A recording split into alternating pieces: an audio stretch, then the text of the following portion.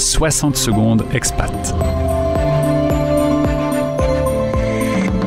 L'info de la mobilité internationale, présentée par Alix Bocquet.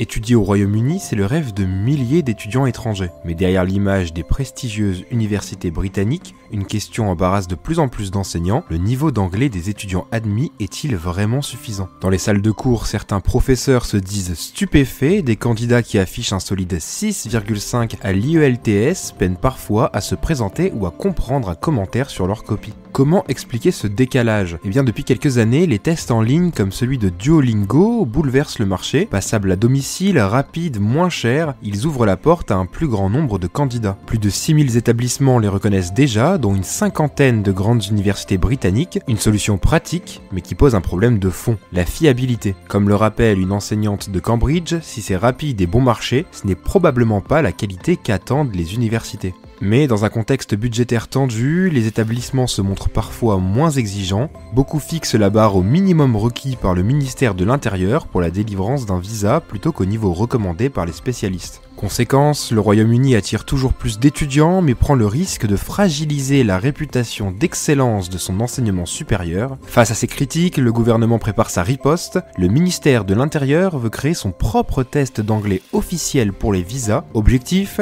harmoniser les pratiques et relever les standards, mais la question reste entière. Tant que les universités dépendront massivement des frais d'inscription étrangers, résisteront-elles vraiment à la tentation d'assouplir leurs critères ? Tous les podcasts concernant la mobilité internationale sur fdlm.fr. Également sur YouTube en cherchant Français dans le monde.